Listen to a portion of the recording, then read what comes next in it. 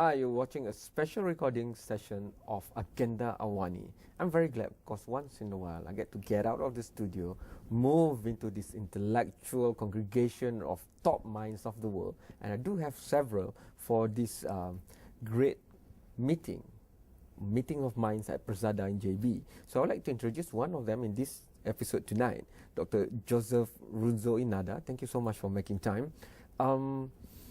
You're the policy advisor for internationalization of Toyama City, Japan.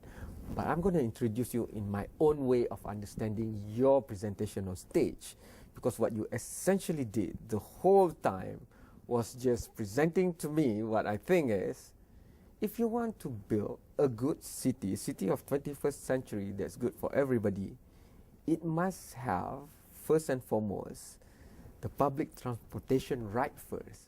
And then you build communities along. I know it's a very simplistic way of looking, but for me as a Malaysian citizen who for years have been talking about this bane of having good public transportation, your presentation was just a breath of fresh air, because you put the rail line in the center and you even persuade people to move along the rail lines, because that will make the city more compact, which in turn make living in the city more sustainable. If you can please explain what I've just said to the audience of Malaysia. Yeah, the basic idea of Toyama is to try to have a compact city. Compact doesn't mean small necessarily. Toyama has a very large area, just like JB has a very large area. But what you're trying to do is you're trying to bring people together through first transportation lines. I'll talk about that in just a moment. Transportation lines and other means to make it very convenient, give the best possible services to people, and give the highest quality of life. So that's really what compact means. And then we already had a very complex and developed transportation system. But the system was built around a central rail terminal, which is in the center of the city, which is convenient, and then radiating lines going out from that. So we didn't force people to move, as it were, but what we did was we tried to concentrate the lines going through the centers of the old towns. There had been about 7 towns originally, which became Toyama. We wanted to preserve these downtowns, not in any way reduce the downtowns. Then there's the center of town itself, what we call Toyama. And the idea was to concentrate the rail lines in such a way that people and businesses would want to move along those lines for convenience. We also gave some incentives to do so that we would reduce CO2, so you've got the environmental payoff. You make it easy for the elderly and the young to move around and also business people to move very, very easily to the center of the city. And then our second stage was to revitalize the center of the city. But our idea was you first have to have good transportation. Without transportation, no matter how good the center of your city is, no matter how fabulous your buildings, your museums, whatever else you have, parks, you can't access those easily. You're not very likely to use them. So you want very easy access. Did that involve a lot of convincing? Because if I take Malaysia as an example, a lot of developments start first with developers, not public transportation providers. But what you're telling us is that's completely the opposite in Toyama. Yes. We actually had 400 meetings with citizens. We 400 citizen meetings. So the mayor met with citizens 400 times. So the mayor was a key person in this, and his staff also. And the idea was the city would develop a plan, this compact city plan, and then it was a flexible plan, but a general plan. Then you would go to the communities, literally very small community centers as well as larger meetings, and in 400 venues, talk to people, get their feedback, and also show them what the vision is, why you'd want to do this kind of thing. So rather than simply saying, we're going to do this, you try to show people why it would be valuable, but also ask them, and what do you think about this, and what are the problems going to be in your neighborhood, and how can we address those? Usually, people can do meetings. We have meetings and town hall sessions in Malaysia too. But the moment it goes into execution mode, because it's away from a lot of people's eyes, it will be in the offices of bureaucrats and stuff, the old routine would set in. How do you ensure end-to-end conversion of what the town hall and the meetings. Yeah, that's an extremely good question. in Japan, there's a tendency, once you've set the policy out and people have agreed, you pretty much stick to it. And we have a very honest city government in our case. I assume most Japanese governments are honest, but certainly Toyama is. But that's a really good consideration. You don't want it to disappear into the bureaucracy and then somehow it comes out different. Now, one of the reasons not to surprise people, so you're showing the danger of surprising people, is you need to have the plan laid out in such a way and adhered to that businesses want to invest in your city because they know the city's going to stick with the plan. So in the case of Malaysia, if you had people wanting to change the plan, as it were, behind the scenes or in the bureaucracy, that actually undermines business investment in the city. Yeah. So the reason I ask that question, because in order for us to effect change in this country, we still have to move with the people who were with the previous paradigm of development. So in order to move that, people keep saying that it's not easy to change mindset. But I guess the example from Toyama has proven to us, if it's a collective decision and everybody chips in to change, that can be done. However, what I'm not really clear about is, because I know the Japanese are very strict on pride, honor, and what they do, and you know, my role and my responsibility. How did you manage to move into that collective will that makes everybody look at that first and not where they're standing from? I think two things. One is making everything transparent so people know why things are happening and what the long-term vision is. That would be the first thing. And the second thing would be, you want people to feel like it's their city and what's being done is their unique way of looking at things. Every city can have improvements. So JB will have improvements, Toyama has improvements. The key, I think, is not taking another city's idea of how to do this and trying to drop it on your city, but rather figuring out what's organic within your city so citizens can recognize in the plan, that's us. It's not somebody else. It's not an attempt to be Paris or Singapore, whoever. It's us. So there was minimal resistance? Oh, there's always resistance. Yeah, because you change. I mean, if there's going to be change of any sort, neighborhoods get changed a bit. But I think if you have a sense of how the outcome is good for the whole community. Now, Japan is very communal, so there was a sense of it's good for the community.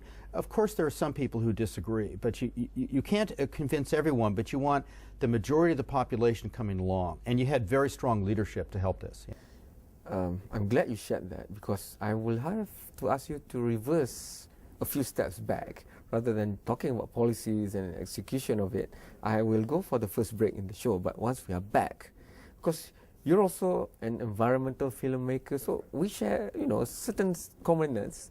So I would like you to give the narrative of what Toyama is from the eyes of a filmmaker, because in this country we're so exposed to Nagasaki and Hiroshima because of World War II. Then we'll probably know one or two more, maybe Fukushima now after the incident. But apart from that, the level of awareness on Toyama, for example, might be very low. So I would like to have the honor of you telling what Toyama is to our audience right after this break.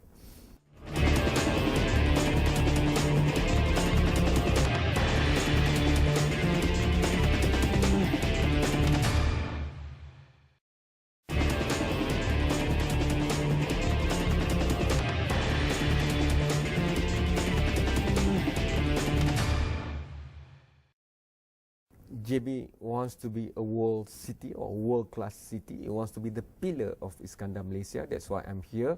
Meeting of great minds has taken place. We are taking out salient points from there. I'm here with one of the subject matter expert, Dr. Joseph Ruzo in NADA. But I've spoken in the first block about Toyama. You must be wondering, for those who have not heard about Toyama. So I let Doctor do the honors of telling us, why is it Toyama? Why aren't you an American surfing on the beaches of California, but being the first American to advise on policy for a big organization or advisors to Toyama, for example?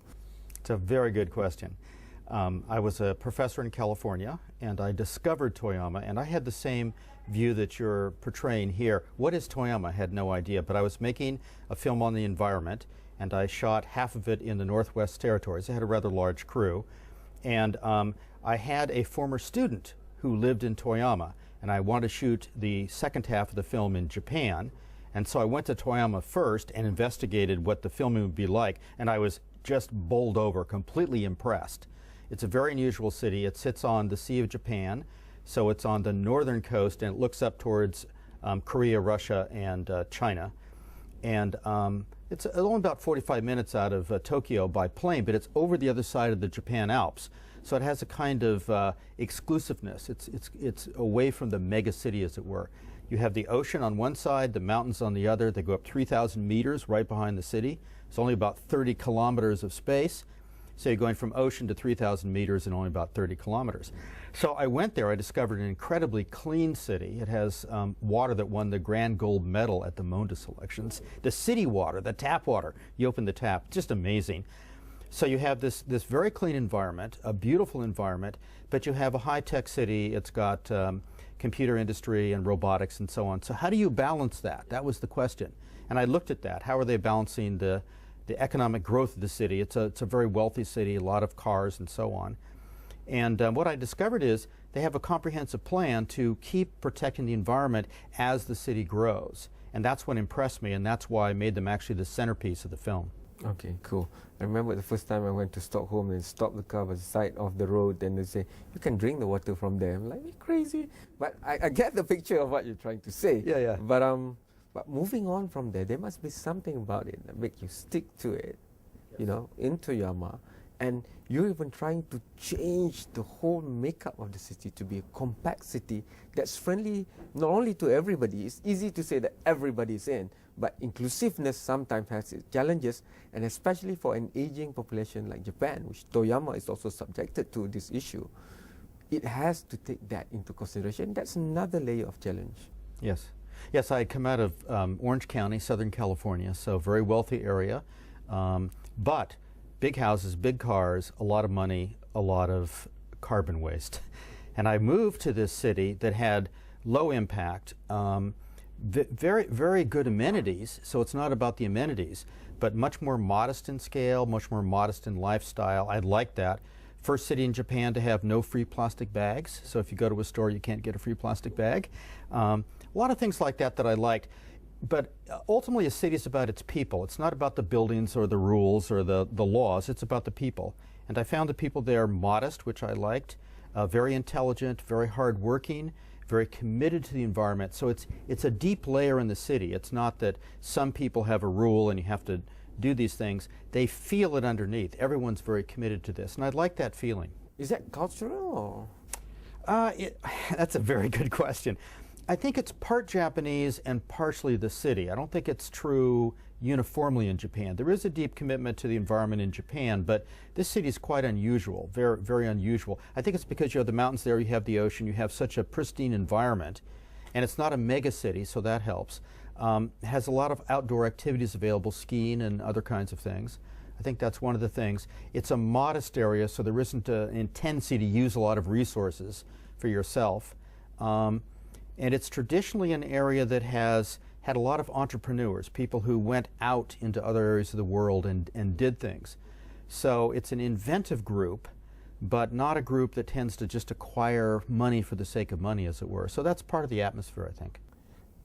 It's a little bit off the beaten tourist track. Yes. So would that change now? Yes, it's going to American change. is advising them, and they're going to get global recognition as well? That's actually one of my roles. One of my roles is to help increase the tourism, which they want to. It's off the track, not in the sense that no one has never discovered it. In fact, the Lonely Planet recently listed this area of Japan, where Toyama is, and a little bit on both sides of it, as one of the most desirable places to now go because it's undiscovered. So there's so many things there, but it's been quiet in its history. Now it wants to a little bit more tell the world about Toyama, so that's one of my roles, and enjoy what's there with other people and bring them in. It's still be committed to a very environmentally friendly way to bring tourism, so it's not going to be just building marinas and building things that destroy the land. Yeah. Everywhere I go, people now talk about the soul of things, the soul of the city, and how do you prepare a city like Toyama with all the things that they want it to be? Because the influx of people, and we've seen it even here in Malaysia, we love our islands, we open it up for tourism, but the price to pay is sometimes degradation of the environmental quality, for example. So how would you ensure that in Toyama? Because if they are like what you're describing them to be, then they don't want to lose what they have because they're very proud of it. Yeah, I would say two things. One is it's a very resilient people. In the past history, say 19th century, there have been tremendous floods from the great rivers that come down from the mountain. They're very steep, and the great floods that actually devastated the land and people were killed. And so there was a whole process of building very special dams that don't disturb the landscape, but actually retard these floods. So that was one stage. Then in the Second World War, it was the most bombed city in Japan in terms of destruction. 99% of the city's center was bombed. And even though it's a smaller city and not as well known as Hiroshima, terrible devastation. They recovered from that, and now they have this new idea of looking to the future and future generations. So it's the third challenge, as it were. So the city's been through a lot and takes up challenges. So that's one of the things that it can do. What General MacArthur and team failed to really do in 1945, you're doing it in Toyama. Yeah. I'm just joking and joking your chins here. But I have to go for the last break once we are back. So what would your advice be for another city now, maybe a bit more alien to you, called Johor Bahru, that they want to go maybe a little bit that way rather than not? So I'm going to get your views on JB right after this break.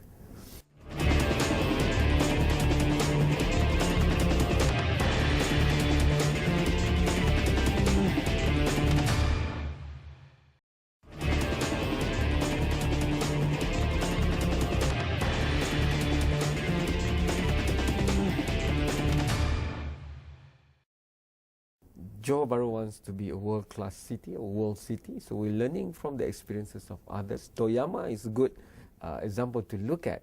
So, Doctor, if you can share with us, what would your advice be for JB? Well, one of the things that has made Toyama successful is the spirit of the people, or the soul of the city, you might say.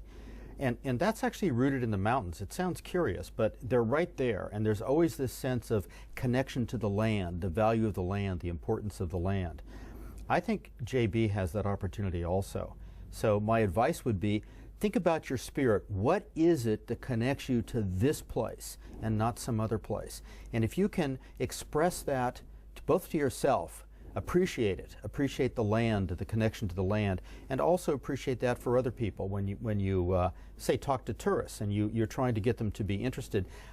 I think that's the heart of it. That's the key. The key is the land, and of course that also means community, because it's a community that's attached to the land. It's not just individuals. Okay, I take that point, but you've been exposed since at least yesterday to today, where we're talking about now, to a lot of people who are in charge of JB, the stakeholders. So do you see that being translated? Do you feel that they're looking at it that way? Not to be critical, but not always. I think one of the things about being a government official, if you're in a bureaucracy, there's a tendency not to think so much about the spirit of a place, but about structures, because that's what governments do. They build structures. So what are the Japanese doing different? Well, I don't think it's different than what JB can do. So what I would say is, don't always depend on government instruction. You're not going to be anti-government. That's not it. The government has a very important role. But try to think about what's your component. There's a lot more to becoming a successful global city. If everyone asks themselves that question. That's right. Okay, all right, That's cool. right. Let's take the specific example of the bullet train station. I mean, that's a federal decision. Yes, you know. that's right. They are funding it and they will decide how it goes. But as long as it's passing through Toyama, what do you do with it is what you have presented. So I would like to parallel that to what we're experiencing in this country, because in the Klang Valley, not here yet, we're in the midst of building our mass rapid transit trains. And that's the single largest project, more than 50 billion Malaysian ringgit.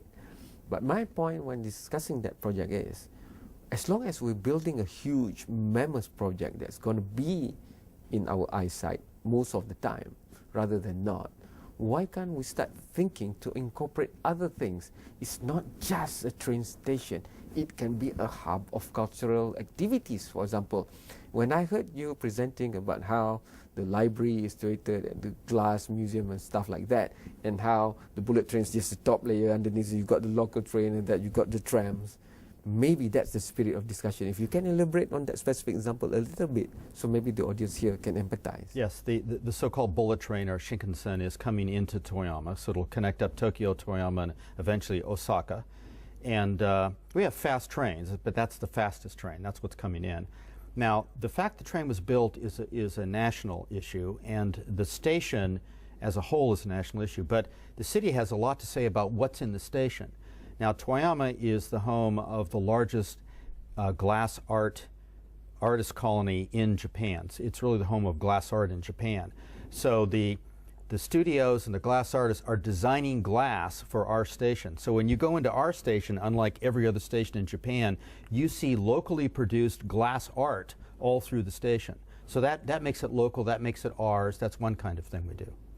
I've always been saying that. You know, I asked it in simpler ways. In Malaysia, I said, if I'm going on the MRT, sometimes, you know, one of the panelists make that point where, you know, people here might just be looking down into their smartphones, whatever. So I might not be looking at the signboard that says this is what station it is.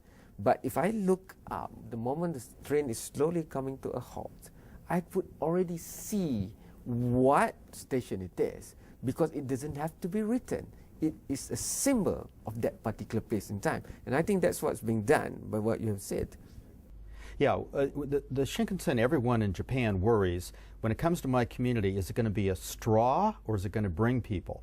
Now, straw meaning it'll suck people out because they'll just go someplace else with this train, or so that the straw effect is taking people away. The other idea is it attracts people. Now, we want to attract people, of course. So you have to make the station interesting, and then you have to get the story of Toyama out so people come to the station just to get off at Toyama. But they could have chosen to build an outlet mall, focus on shopping, but they choose to highlight one of the things that define their city. That must have been a calculated decision. Yeah, very much so. The city is an art city, very interested in the arts. We have many things to support the doing of amateur art, citizen art within the city, as well as professional art. That's why the library will be there also. That's right. That's right. And we have a huge space. It's an old factory, actually, a silk factory, silk cloth factory, that's been turned into it's an art center for all the citizens. They get 250,000 people coming through every year, and you can do everything from learn how to play a harpsichord, the city has harpsichords, to play the drums, to learn how to be a ballerina. All of it's in there. It's an amazing place. They do have funds for foreign broadcast journalists to go in. Yes, they do. Yes, you're going to come. You're going to come to our city. But I'd like to thank you so much for the opportunity to share this. If there's one final point that you can advise, you know, the Chief Executive of Iskandar Malaysia, the Mayor of Johor Bahru, what would it be? To JB. Just one advice to JB and Iskandar Malaysia. Well, I would say the phrase I like is be true to yourself. Whatever you do, don't try to take a model of some other place. And don't compare yourself saying, well, they're better or they're bigger. But Singapore is just across the streets. Of course they will compare. Nah, yeah. There's a human tendency to do that, but if you don't love your city, no one else is going to love your city. That is the best ending that I could have given for this particular recording. Thank you so much, Doctor, for making time. Thank you very much. It was a to pleasure. You for watching. Hantarkan pandangan anda sendiri kepada semua saluran yang ada di Astro Awani, sama ada media baru maupun media tradisi. Dan kita akan jumpa lagi dalam sesi agenda Awani yang lain. Sekian, selamat malam dan terima kasih. Thank you so much.